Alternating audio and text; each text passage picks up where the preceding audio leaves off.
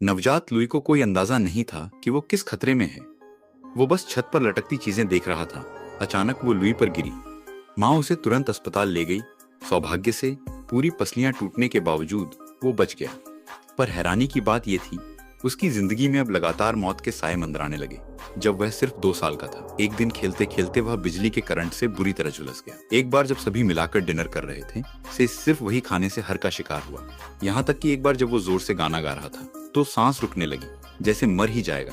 इन सब बातों ने उसकी माँ को बहुत चिंतित कर दिया। उसने ऊपर वाले से दुआ की, कम से कम मेरे बेटे लुई को 9 जिंदगियां देना। पर किस्मत फिर आ गई अपना आखिरी इम्तिहान देने। लुई खाई से गिर पड़ा। जब पुलिस पहुंची, उससे सिर्फ एक शव मिला।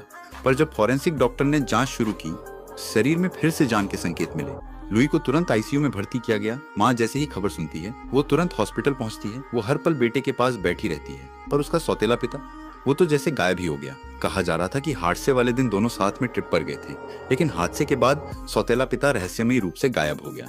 लोगों को शक हुआ, क्या सौतेले पिता ने ही लुई को खाई में धक्का दिया। फिर एक बूढ़ी औरत वहां आई। वो सौतेले पिता की माँ थी। वो बोली, मेरा बेटा ऐसा कर ही नहीं सकता। वो पूरी सच्चाई बताने ही वाली थी कि तभी एक पुलिस अफसर अंदर आई और एक भयानक खबर दी। कुछ दिन पहले पुलिस को एक और लाश मिली, और वो कोई और नहीं, लुई का सौतेला पिता ही था। और मरने का तरीका भी वही, खाई से गिरकर। अब सच्चाई क्या है कोई नहीं जानता। बस अब सब चाहते हैं कि लुई होश में आ जाए। दुर्भाग्य से वो कोमा में ही है। डॉक्टर ने बहुत इलाज किए, पर कोई असर नहीं हुआ। डॉक्टर जब उसकी माँ से मिलता है, उसके सौंदर्य और मुस्कान से प्रभावित होने लगता है। फिर एक दिन वो देखता है कि महिला किसी पार्टी में खूबसूरत कपड़ों में थी और कई पुरुषों के साथ हंस रही थी। उसे ईर्ष्या हुई। अब महिला रोज सज धज कर उससे मिलने आने लगी। धीरे धीरे दोनों करीब आने लगी। डॉक्टर लगभग उसके प्यार में डूब चुका था। तभी उसे लुई के नाम से एक चिट्ठी मिलती है, जिसमें साफ चेतावनी लिखी होती है। पर कैसे? लुई तो अभी भी कोमा में है। डीएनए जांच के बाद पता चलता है चिट्ठी सचमुच लुई ने ही लिखी है। डॉक्टर को हैरानी होती है, क्योंकि उसने वो चिट्ठी बाएं हाथ से लिखी थी, जबकि वो हमेशा दाएं हाथ से लिखता है।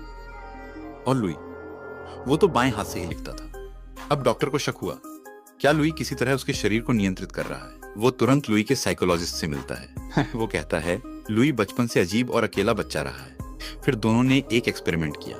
उन्होंने ब्रेन वेव्स को कनेक्ट किया और डॉक्टर को हिप्नोटाइज किया। जैसे ही ट्रांस शुरू हुआ, लुई का अवचेतन मन डॉक्टर के दिमाग में प्रवेश कर गया। अब डॉक्टर उसकी असली कहानी बोलने लगा। सारी सच्चाई सामने आ गई। उस दिन पूरा परिवार आउटिंग पर गया था। लुई की मां नताशा अपने बेटे को खास स्नैक्स देती है, लेकिन जब उसके पति ने हाथ बढ़ाया तो वो घबरा गई, क्योंकि उसने पहले से उसमें हर मिलाया था। उन दोनों में लड़ाई हुई और नताशा ने पति को खाई में धक्का दे दिया। फिर वो लुई की ओर मुड़ी। लुई को सब समझ आ गया था। वो डर के मारे पीछे हटता गया। असल में नताशा एक दुर्लभ मानसिक बीमारी से पीड़ित थी, जिसमें वो दूसरों को तकलीफ देकर उनका ध्यान चाहती थी। अब साफ था, लुई